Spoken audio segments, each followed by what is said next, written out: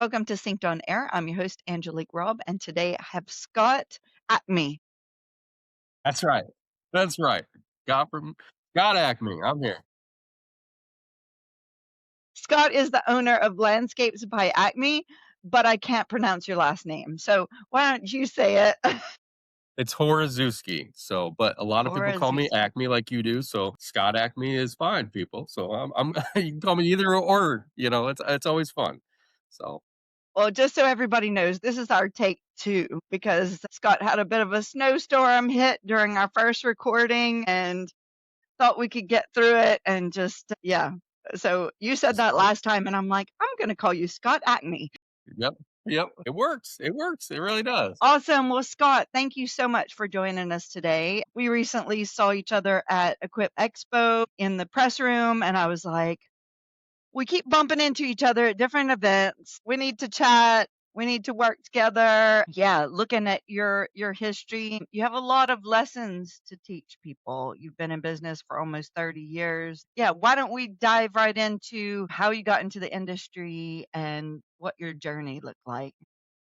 Well, it's been a fun journey. I've had a lots and ups and downs, but I kind of got into the industry right after high school, and I was actually supposed to go for commercial art. I was an artist when I was in high school, and really good at art and stuff. And so that kind of pushed me a little bit the one way. But I kind of needed a job, and my uncle worked for a company and was like, "Hey, come on in." And I started from the bottom and kind of worked up real fast, and that's what made me want to kind of start my own because I seen the potential there and kind of how it ran and everything, and the owner was nice and helped me out with some things, so it was like, I think this could be a good thing, they do, so, that's how I started, so and So then you just started there.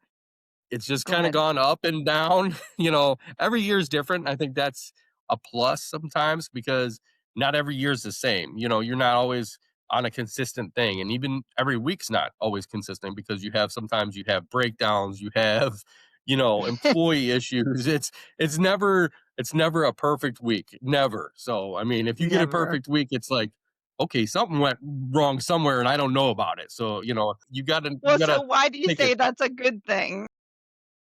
Yeah, yeah, it is a good thing. It's like you wanna make sure that everything's going good, but you always there's always something. Like sometimes we always say, a lot of us in the industry say, like, there's always a Monday. Every Monday there's always something that breaks down or there's an issue or Okay. something. So, and usually if it happens during the middle of the week, you're like, well, this must be Monday. There's no way this is Wednesday. It's got to be Monday today. So, you kind of learn from it.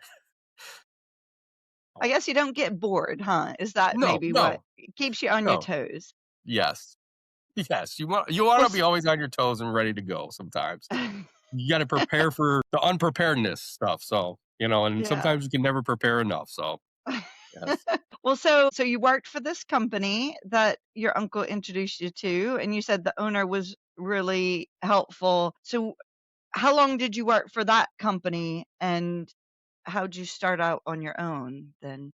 I worked for that company for, like, 4 years. The first year, I started out as just a regular crew hand, when I first started out, and within the first year, I had advanced, within 3 months, I kinda advanced up into a crew leader, running a crew. The owner seen that I had potential, and, then he was towards the end of the first year, he wanted to make me a, manager of the company and help out with all the lawns.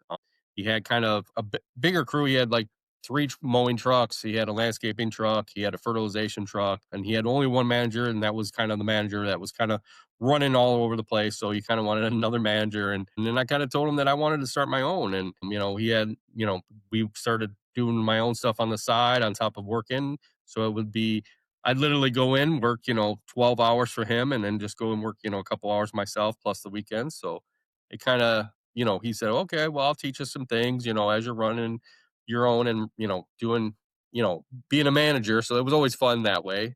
And then halfway through my first year, he said, "Hey, I can help you out and I'll let you use some of my equipment if you go mow some of my rental properties that I have on the weekends." And I said, "Sure, why not? Like instead of using a 20-inch all the time, I'd love to run that stuff." So, it Yeah. was nice to be able to use his equipment, and it helped me out starting my own business to kind of run and see what I could do and, how much I could do on top of that.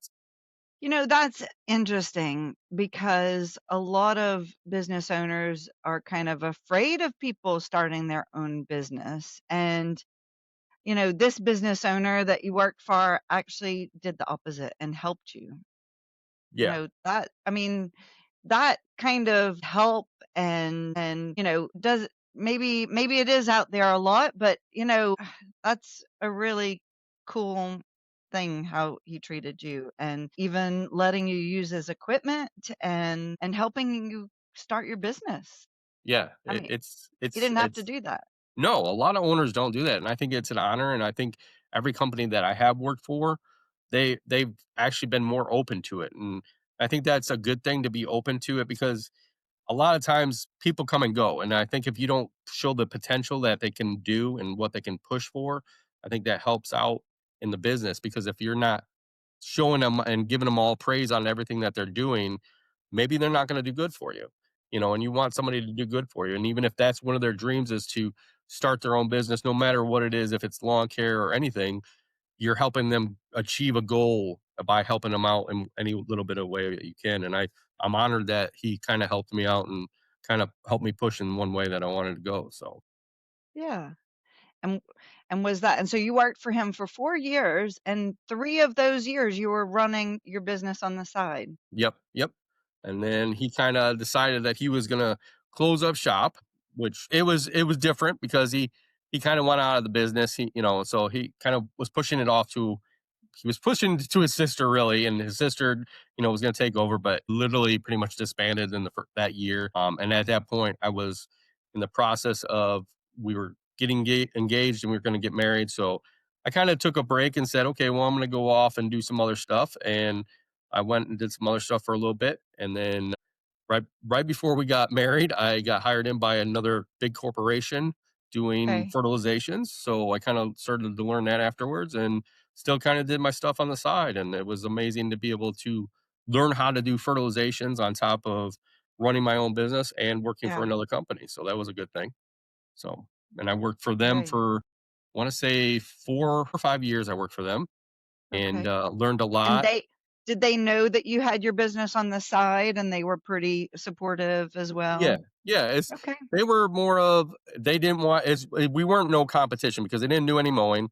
They just Okay. did fertilization, they did spraying and stuff like that and some prunings, but they didn't want it wasn't like we were competing against each Competing. other. Yeah. So, and it was more of like you came in, I got in there, worked for them at 5 o'clock in the morning, we'll get loaded up and go out and do their stuff and get my route done usually by 1, maybe 2 o'clock at the latest, and I'd be have the rest of the day to kinda go do whatever I was doing on my own, so that kinda Hmm. helped me out that way, and, like I said, they kinda took me through all the training, which was also a plus for me where I didn't have to learn all that stuff on my own or have to go through all the classes, so it was kinda a benefit on top of, running my own business, so and Yeah. then just had to once I got done with them after my 4 years, it was kinda like, okay, I can do fertilization, but I had to wait because they had a no compete for, 2 years. Okay. So, and I had to wait Yeah. for 2 years to do fertilization, To but add that to your that's services. 2 years that that you still could work on other things before you started fertilization. So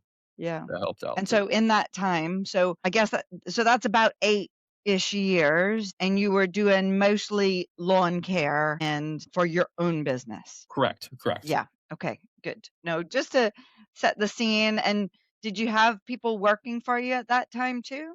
No, not till I No. actually left the fertilization company. I kind of did everything on my own and I kind of kept it small. I think the first 4 years if I wanna say I probably had, like, maybe a total of, like, 6 accounts, 7 accounts, so it wasn't, like, too much Yeah. because it was more on the weekends in the first 4 years. Little time was, at night depending on what was going on for the weekend, but as I kinda got after that, the next 4 years, I just kinda expanded a little bit more, and I had pretty much 20 I wanna say, like, 25 accounts before I pretty much quit, so that was kinda Okay. a good thing to kinda work up and just kinda be able Build to. up to. Yep, Yeah. build up to knowing what I could do on my own on top of it, so Well, because it is a big step, and yeah, I think it does help if you work somewhere where you can do it on the side, because that's not always the case, and no. you often do have to take a jump and start from scratch. So it is to,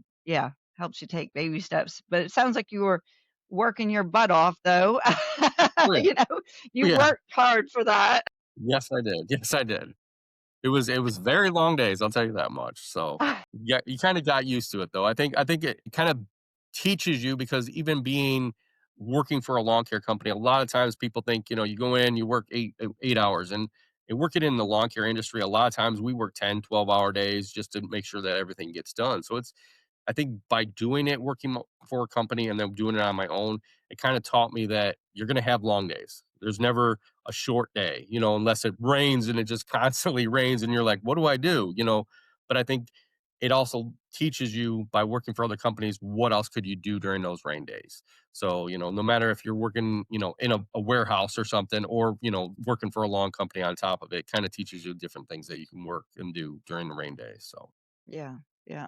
And so now your company or you and your people do almost everything yes, for yes. as okay. Yes, So we do a lot how of did things. you make that transition? Because lawn care only for like 10 years, and Yep. then was that a hard transition to make or No, to do I feel hardscaping? like it was an easy transition because the first company we did mowing, we did fertilization, they did mulching. So I kind of learned a lot of that stuff as I was, in them first couple of years. And then I kind of just expanded as I was going on my own. It was, we were mowing and then I was like, okay, well, we can do mulching. I can do fertilization. I can do prunings. I added little stuff as we gone. And over the years, we've added stuff. We've done tree removal, big trees and big tree trimming. And we kind of got away from that because of the insurance aspect, because it just skyrocketed on, expenses on that. So kind of you learn Well, things and you because it's kind of always dangerous. Yeah. yeah, it is very dangerous. I've seen some really bad things happen, but you kinda learn things, and as you go, you wanna expand, and you kinda look at different things of what you can do and add as services so you can say, "Okay, I can do this," and do that for that customer, and a lot of times it's more of a customer will say, "Well, you should do this," or, "What can you do this? Because I see, another company is doing this, or they're promoting this." So you're like, "Okay, well, I could probably do that. So I'll go ahead and, try it for you, or and that's I think how some companies want to build is it's easier to add little services once at a time instead of just jumping in there and saying, I do everything right away, and you're by yourself and you're like, I do mowing, I do fertilization, I do aerations. But if you slowly add it, it's just gonna make it better for you so you're not overwhelmed all at once. So that's a good thing. Well, because it requires different equipment or different skill sets, Yes. Yeah. and so, yeah, I mean, you're doing design work too, is Yes. that right? Yes. Okay, so you're Yes. doing that too. Yeah. Yes, I do all I do all my own designs only because of my art background, but I feel a lot of times a customer will come to me and say, "Well, we want a design," and I'd like to build them the design and show them what I feel like would look good, but a lot of times I say to my customer, I said, "What colors do you want? What do you want, reds? Do you want yellows? Do you want blues?" And then once they tell me that, I kind of was like, okay, well, give me a budget. And if they don't have a budget, I'll say, okay, well, looking at a job, I can look at something and say, okay, I'm going to put, four boxwoods here, a burning bush here, a Japanese maple here, some hostas, some different types of perennials in it. And a lot of times I'll go there and even when I'm installing stuff, even if I have a design for them and I show them exactly what I want, I'll put all the stuff there, the plants ahead of time, and I'll look at it. And if it doesn't look right to me, I'll go ahead and move stuff around and say, this is what I think will look better. And a lot of times the customers will come out and be like, wow, that's amazing. They might not look at the design after that, but they'll look at what's there afterwards and be like, that's more than what I expected. So, that's what you want. You want the customer to be happy and be excited about their landscape all the times. And I think that's one of the things I love to do is to be able to just come out there and just run with my creative brain and say, this is what I want to do for you, and just install it and have the good time and enjoy it too. I didn't know that you were, interested in commercial art, and I mean, that does fit in very well with the design side of it. Um, yeah, do you think that, you know, in this career, you're getting the practical side, but also the design fix that you needed. Yeah. Yeah. I think it's good. I feel like having the art background helps my creative juices flow, you would say, because you can look at things differently than you can if you're just a landscaper, you know what the plants are, and you can be like, okay, well, going off of somebody that designs, we did a big job for a commercial complex, and they had an architect come in and design everything, and a landscape architect put in plants and everything. And once we got there with all our plants, we were like, well, this area shouldn't have grass. Why would you put grass here? This is more of a stationary area. And it was kind of like I had to talk to the building complex that we were doing and said, if you let me add 10 more plants here, I can fill this plant place up and make it look beautiful. And you're not going to have that people going across here as grass is getting shot all over the place. It's just going to be a mulch bed full of plants and it's going to flourish and it's going to be more beautiful than just grass. And I think that's one of the good things about having that art background is by, looking at it and saying, okay, I can make this different than what it is now. So Yeah. And evolve it a bit. Well, so, one of the things that we talked about you contributing an article about is failures and, lessons you learn. lessons learned. I know that's a nicer way to put it, isn't it? Give us an example of something that comes to mind when you, yeah, when you talk about that.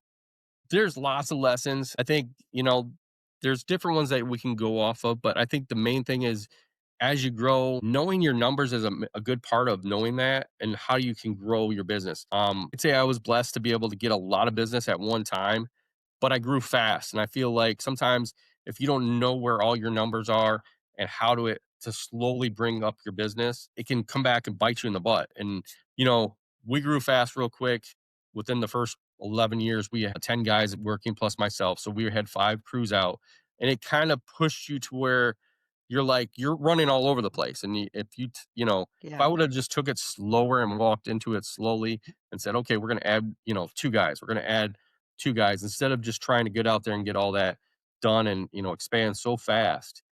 Cause sometimes you're just looking at jobs and mistakes can happen quicker that way when you're not Yeah. prepared and you're pushed into it You're faster. too So busy. I think taking it slower and knowing that every time you do a job or anytime that a job comes in by going back and looking at the numbers and saying, did I make a profit on it? What could I have changed to, you know, make it more efficient than, less efficient than it was? It might be perfectly efficient, and you go all the way through it, but still looking at everything and saying, what did I spend here? How long was I there? Did you Did I profit? Did you Yes. cover it? Did I Yeah. profit? Did it work out? Did I say I was gonna work 11 hours here? Did I work 11 hours? Did I work under it? If I worked under it, that's perfect. I did perfectly. But if you worked over, like, okay, what happened there to make me work, 15 hours instead of 11? So I think by going through and knowing your numbers every job, every year, every 6 weeks, if that sometimes it's easier that helps out in the long run too.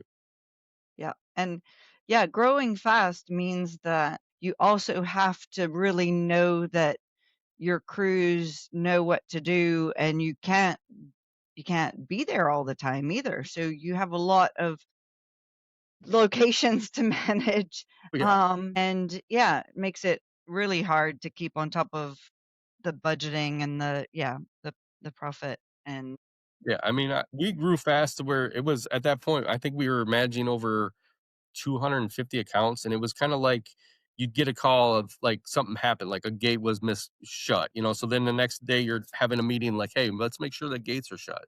So I think by taking the time and saying, "Okay," and training the people the right way and saying, "This is what I want done." It was more of everything came fast, so it was like, "Okay, I need to get 4 guys in here to do this," and instead of just going out and teaching them and saying, "This is how I want it done," let's see how you do it, and just taking the time and riding with them for, a couple weeks or something. It was more of like, okay, here you go. Here's the list. Go have at it. And hopefully, everything that needs to be done. So I think that's, you got to kind of slow down and say, okay, I want to train you the right way. And not everybody you bring focus in on off the street quality. knows what they're doing. Like you said, and you want to make sure that everything goes smoothly.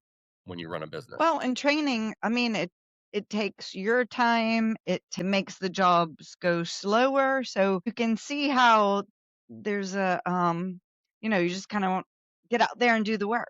But, so I guess you noticed that the quality dropped when Yes. you Yes, hired so many and grew when you too get fast. lots of complaints and stuff and things that you have to fix and, you know, change up, you kinda learn how to adapt, and like I said, there's problems that turn into lessons that you can teach as you grow to other employees and say, "Okay, what can I do?" And at one point, we kind of said, "Okay, I'm gonna reduce down," and we started slowly reducing down, and it went back to where it was we went for a year.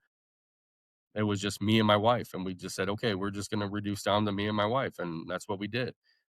Condensed down to what I thought was perfect jobs-wise, and at that point, when we had the 200 accounts, we were all over the place. Our longest one was Yeah. an hour and a half away, so we were taking Oh, time goodness. and driving all over the place to try to get jobs done. And at that, when we reduced down, it was like, "Okay, let's make this area smaller and condensed so we're not running an hour and a half away. We're kind of staying in like a 20 to 30-minute range." And that's what we kind of did, and kind of then slowly building back up. And I think it takes time, but you get to learn and teach people as you want to go and what you want to do, and do it the right way instead of going fast at it and just be like, "Okay, I got this," Yeah. but that's all And so lessons you what learn size and you are adapt. you Yeah, so what the size of your company now? It's grown from you and your wife now. Yep, yep. Yeah. I run 2 trucks right now. I do a lot of the landscaping stuff, which consists of trimming, prunings, fertilizations, irrigation work, installs, mulching, pretty much a lot of that stuff. And then I have a guy that does mowing, usually about 75%, he does it by himself. He enjoys that, and he's been doing it for us for over 7 years, and he enjoys Good. that's what he did for a little long time ago, and he enjoys working for us, and we enjoy him as an employee. And then I have 1 to 2 other people that kinda come in and help us out time to time, and, we just have them jump in between wherever. One of them's my oldest son, and he enjoys coming in every once in a while, but sometimes he doesn't. So it's more of like, thank you for coming in today, and you know, you enjoy what you're doing. So So is he you don't think he's a long-term no, hire? no, I don't think he's a long-term hire. I mean, he Okay. did work for me. I had him start when he was younger, and he enjoyed it.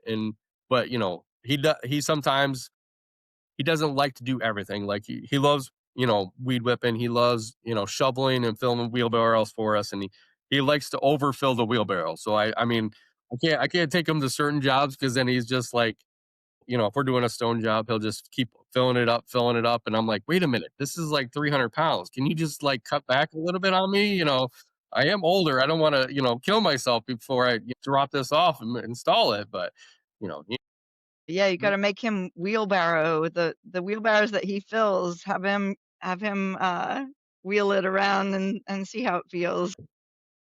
But he does like helping me out. So if I say I need some help, he's there for me, and I enjoy that, and appreciate that he's there to help me out when we need to be helped out. So it's always a Yeah, good thing. So that is good. That is good. So you feel like you're at a manageable size now and you have your people that work with you. Do you foresee growing again, or are you happy at the size that you're at and just continuing as I can see growing just a little bit, maybe adding 1 or 2 more employees. And trying to keep it to the 2 trucks, maybe 3 trucks, but not expanding way like we did before.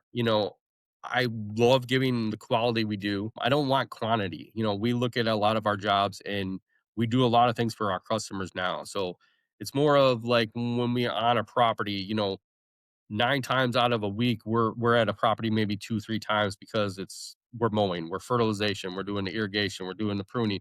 So we're doing more stuff for a customer than we are just mowing. So I enjoy that ability to be able to do other things for people, and take my time and do it the right way and give them 110%, because that's what I try to teach my guys is, go above and beyond, because you never know when that customer is going to say to the neighbor, a neighbor's going to come up and say, "Hey, I need somebody to do this." Well, my buddy Scott, he cuts the grass. He'll go ahead and do it. So, and that's what we get. A lot of our advertisements, word of mouth. And I think that's a good way to keep, marketing to your customers is by giving the 110% too. So, Sounds like you've got a great business, and yeah, thanks for sharing your yeah, like you said, ups and downs, and every you're building something. So, yes, there has to be lessons that you learn along the way, and I think by you sharing it with our audience, hopefully you're helping somebody not make the missteps. I would say I wouldn't